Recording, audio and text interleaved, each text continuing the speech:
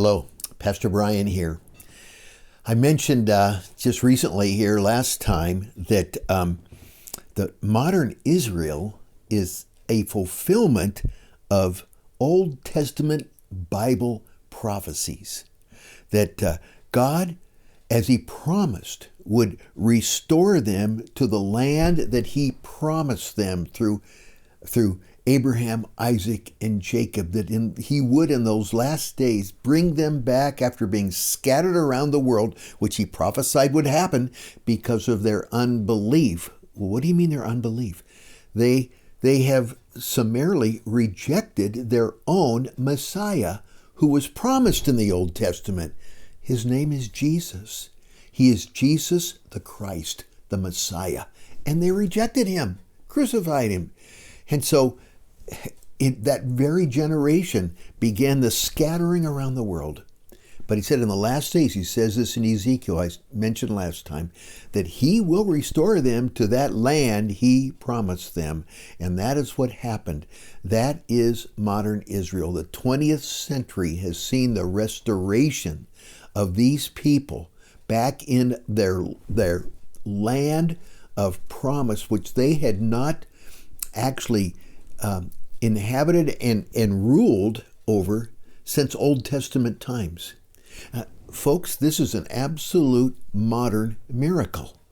The fact that these people would be scattered around the world and maintain their identity for 2,000 years. And then, can you believe it, be restored to the very land that they possessed back in Old Testament times before Christ, and they were living in at the time of Christ. So here we are. Now, this is a clear indication that really the end of this age is upon us. We know from Revelation, that 7-year tribulation period that is coming upon this world, which will immediately precede the return of Jesus Christ Himself. We've got to be getting close. So the question is, well, this Hamas war has broken out there in Israel, the Middle East. And how does that fit in to these Bible prophecies? Well, first of all, let me say this. Scripture, even back then in the Old Testament, makes clear that world sentiment would be against Israel when they were restored in the last days. And isn't that clear? Aren't we seeing that? But I want to first of all say there's 3 events that will absolutely herald the beginning of these end time events that culminate in the return of Christ. One is, we read it in actually Daniel chapter 9. It's part of the prophecy that we call the 70 weeks of Daniel, which are weeks of years. And in verse 27, I haven't got time to go into all the details and ramifications of what he says here, but I do want to point out something. It says, "Then He will confirm a covenant with the many for 1 week." There's 7 years left on that prophetic clock. And He is this coming world dictator that we call the Antichrist. And He is going to pull something off that modern man has not been able to pull off. And that is to bring a treaty of peace in the Middle East with Israel and their Arab nations and everyone else. He's actually going to pull that off. And it'll be a 7-year treaty that He will establish. That heralds the beginning of that 7-year period of tribulation. You read about what's going to happen during that period in the book of Revelation, and it's not pretty. But that's going to herald it. That's what's coming. We're looking for that. There's a second thing that is going to be taking place in this particular era scripturally, and that is the Ezekiel 38 and 39 talks about a war. We call it the war of Gog and Magog. And it's a coalition of nations that in the last days are going to make a military attack on Israel to take it over and to take all its spoils. And when you look at the peoples that are listed as being the attackers and on a modern map, what you come up with Russia. Isn't that interesting? And Turkey. Iran, that's a big one. And throw in Sudan and Libya in Africa, these African nations which are strongly Islamic and hate Israel. So there's going to be this attack. Now, Bible scholars know that this attack could possibly take place even before the tribulation, or maybe shortly after that 7-year period begins, when this Antichrist has made this peace treaty, and these nations are feeling, if we're going to attack this, we got to do it now, type of thing. We don't know, but these events are going to happen.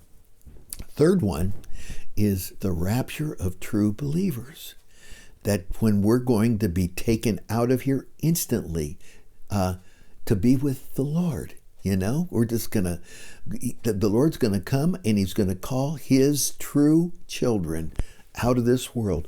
Before that, I am personally convinced, before that tribulation period even begins, before the 7-year period. So scripturally, that event, the rapture, could happen anytime.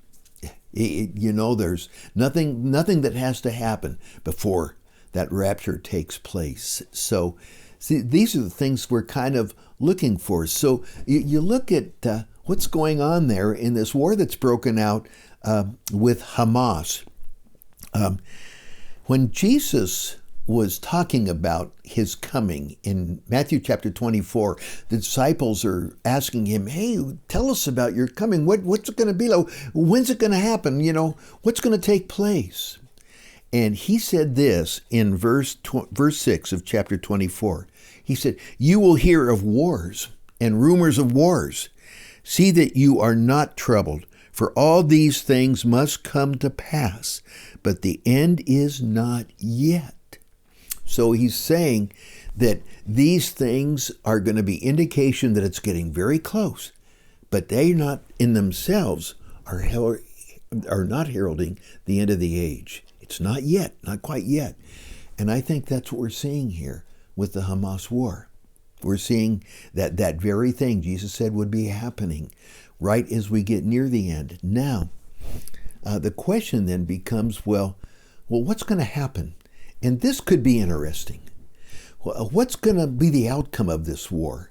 Yeah, you wonder, will possibly this war and that unsettledness and everything actually lead to that invasion described in Ezekiel 38 and 39, and then it's happening?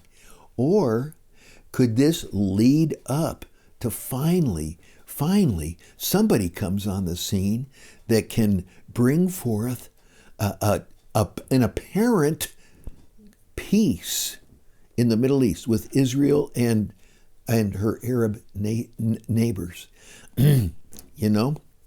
All this is yet to be seen. And all I can say is, brothers and sisters, stay tuned. We know that the clock is ticking away. We know we are right near the end of this age, and we just sort of have to see what happens. But I would say, Christian, be ready.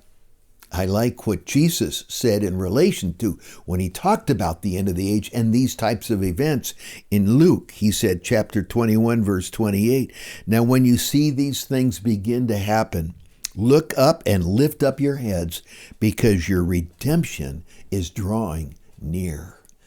Boy, that event, look up. Instead of looking around all the time, just look up, because Jesus is coming for us. In the meantime, there's only one thing to do, and that's to realize you are citizens of his kingdom. You're just passing through down here. He's called you to be an ambassador for Christ, an ambassador in this world for his kingdom, and be ready to go. Hey, Christian, God bless you. God bless you.